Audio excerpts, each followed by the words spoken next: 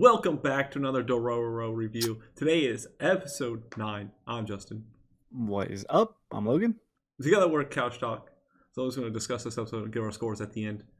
You ready to sniff some stuff into this? Yes. Okay, Yes. yikes. Moving on. I guess I am now. So, episode is really all about Dororo's past. Yeah. Literally 95% of it, which is fine. It is nice to see about DORORO'S past. We needed to eventually learn about her.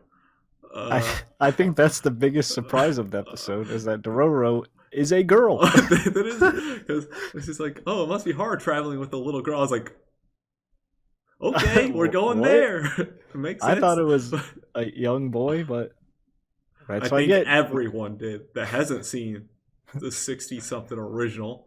That's why you don't assume. True. But yeah, Dororo got sick. So it was hard for Hyakkimaru to basically go around and he's just like Dororo, body hot. Right. He doesn't know how to say, he doesn't know how to express things, obviously, in a normal way. Really, no many words. No speak. Dororo's past, though. Basically, his family were rebels, bandits, however you want to phrase it. Yeah. They're like a group of think farmers. Kind of sad how, before we get into the past, how Dororo was like, I don't want him to leave. Yeah. Which I think his past, it kind of is why he feels that way, because, obviously he's been alone for quite some time. Yeah. Or a decent amount of time. She. Sorry. Did I say he? Yeah. I'll just refer to Dororo as Dororo. It's like, oh, we've been calling her a boy the whole time, and now we have to get used to this. But yeah, they were just, kind of like, they rounded up farmers essentially to fight off basically the samurai who were causing troubles for them. Obviously, we've seen these samurai go around just, they chop your kids' arms off. You're not going to be happy with them. They just go assholes around like taking your land, all this stuff. So they basically wanted to rebel against them. His father, her father, is a very strong dude. He's quite the badass, I'll say. And her mother is just a really nice person. So, they're all just being happy together, I guess, trying to survive until they got found out by a group of samurai that basically forced them to have to rebuild because not even half, it was like 80% of them just died there in the fight. Yeah. Itachi, I do like how, every pass is kind of black and whitish, but I also like how, like, the other colors are kind of like the fire throughout the pass was all bright red. I don't know what about it. It was just it was a nice touch.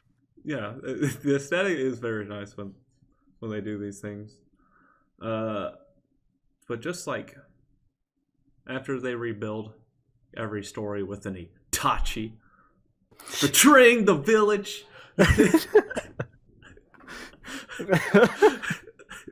Jesus.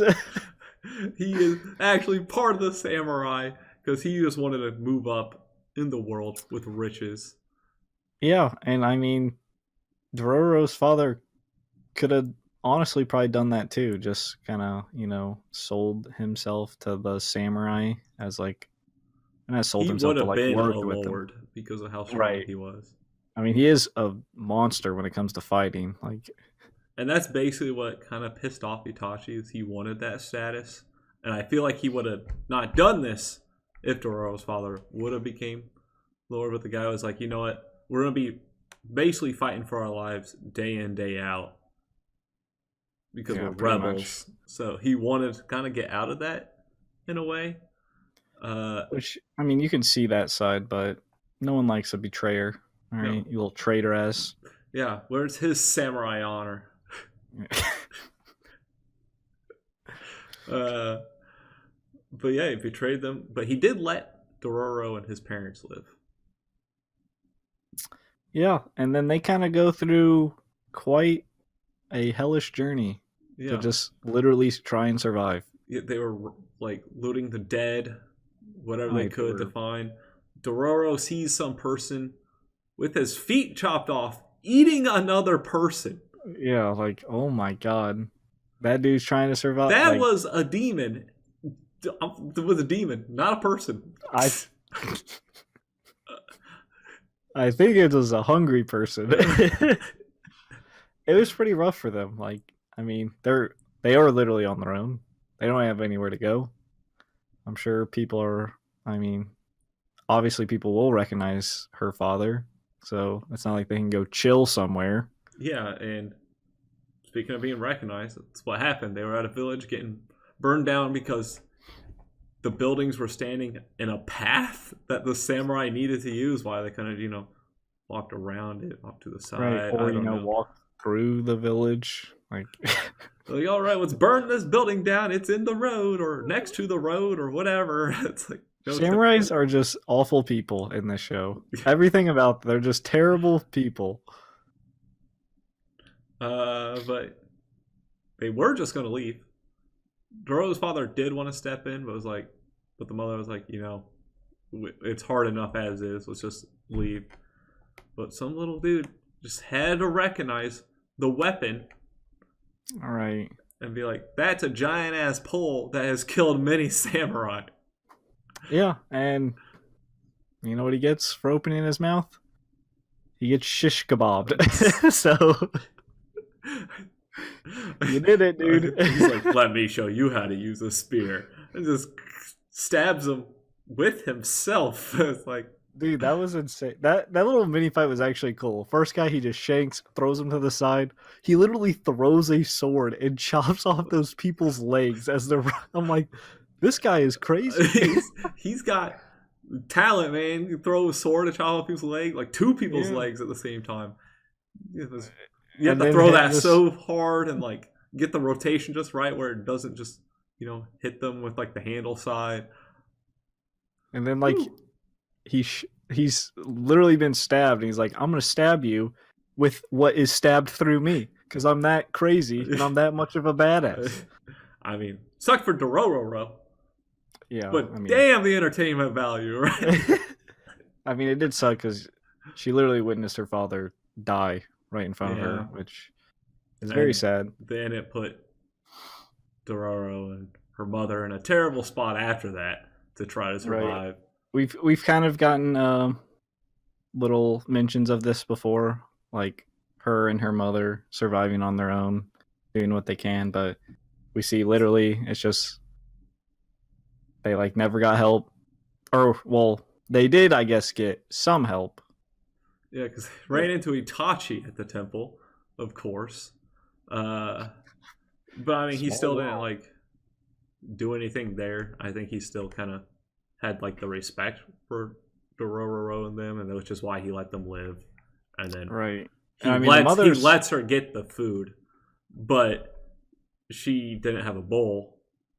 What a heroic mother! She literally cupped burning hot like soup, stew, whatever you want to call it, just so Dororo could eat. Yeah, like her hands were literally crippling her hands for Dororo. That's crazy.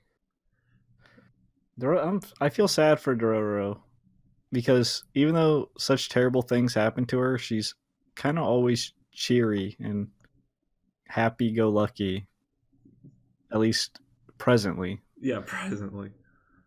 This probably had to be to have the will to want to survive. Yeah. Yeah. Mother dies out in the field of those flowers, which is why Dororo doesn't like seeing those flowers, because it reminds her of her parents. Basically, her mother kind of starved to death just to keep Dororo going. Yeah. it was, of course, we had to get a miserable, sad episode. We had way too much happy the past couple episodes. So like, here's some more sorrow and pain. Take it. I feel bad for Dororo. I mean, well, if you didn't, I'd be like, what's wrong with you? You didn't feel sad for him. But yeah. And then we end with Daigo being told by the guy that Hyakumaru let live at the orphanage. Basically told the story of a person with prosthetic arms, which this blade hand man which tore us to pieces. Yeah, and the soldier's like, well, we've heard stories of the midwife trying to, get rid of the limbless baby or whatever that came from here. But can I just say that thunder and lightning was like such an ominous, perfect on cue. It's because whenever we have that, it's always in correlation with the demons and their pact at the temple. So it's kind of like we're talking about Hyakumaru and it's affecting Daigo. So it's like those thunders have to be there. And he now is aware of him. I'm sure Daigo knows that it's his son. Yes. Or is he's making that assumption. Yeah. Like, I mean, how many other goddamn limbless babies are there? Well, probably from what we've seen, plenty of children getting their arms cut off, and they only know about the 2 prosthetics. It's really, which he's probably like, well, that's not uncommon. Everyone's missing arms nowadays. But Tohamaru was listening in, and we know Tohamaru has been trying to figure out what the hell his parents have been hiding the whole damn time. I wonder how he'll react if because he doesn't know, obviously, of his brother. Yeah. So I don't think it'll sit well with him if he learns that there was a previous child. And it sounds like if he was able to hear it, he heard that the midwife was taking away one of his babies. So now he knows. Right. He had a sibling. And it's like, okay. Now what's he going to do with this information we're slowly coming together. Yeah. Even though this show's 24 episodes, which still surprises me. I feel like I'm down for it, man. Yeah, I'm fine with it. I just feel like because it feels like a show we could wrap up soon, but I guess they have more in store for us, so we'll see. We'll see. But that's the episode. Yeah, let's jump on into scores. Yeah. I'll give it an 8. It was really nice to see Dororo's past. We kept hearing about her mother, not too much about her father until this episode. So we got both of it. And then I'm really just interested to see what Tohamaru does with this information he got at the end. Right. I agree with the 8. We agree way too much. Let me say that. Man, we gotta keep this exciting. Throw a 4 out there, Logan. It's a 3. No, I really enjoyed it. I did it's always nice to. I'm a sucker for backstory. What can I say? Like any show where it shows, what's going on. And the more dark it is, the better. I mean, of course, this one had to be tragic and sad and all that, which I'm not surprised. Dororo, after all, the show's not made to be happy. But yeah, the ending, it seems like they're gonna, I don't want to say meet soon, but we were already kind of on track of them meeting, but now it's, for sure gonna happen. I wonder if he'll go out of his way to find Hyakumaru, now that he's aware of him. It's either I wonder if he's gonna confront his parents maybe, or have his 2 followers go with him to search for Hyakumaru, and then it'll be a confrontation with Hyakumaru, not in I don't think a fighting sense, but in a seeking for the truth kind of way. But I wonder if Daigo, what if he kind of thinks the same way I think, that since he's getting his body back, that bad things are happening, and maybe he'll want to make another deal or try and sacrifice him again. That is another thing, because now because Tohamaru, I don't know where he's gonna go right now. Like I don't. He I seems feel like a like wild card. I feel like he wants his mother to acknowledge him, right? More so than Daigo. I feel like the way he needs to do that is to bring Hyakkimaru home. So I feel like Maybe. he's going to want to have a good relationship maybe with Hyakkimaru. And then Yeah. we would It will have either something. go him trying to be positive or him like, making the connection, oh, that's why my mom ignored me. It's because there was someone else. And maybe that'll make him more. I don't know, honestly. Because it's kind of hard to tell. He was just kind of Wild creeping. card territory. He could literally go either which way. And I guess we'll see. Yeah, we will see. That does it. That's it. It's spiel time. As always, if you don't want to get shish kebabbed, be sure to hit that like, subscribe, notification bell to be notified every time we upload. Comment down below. Let us know what you thought of the episode, what you score it, anything like that. And until next time, peace out. See ya.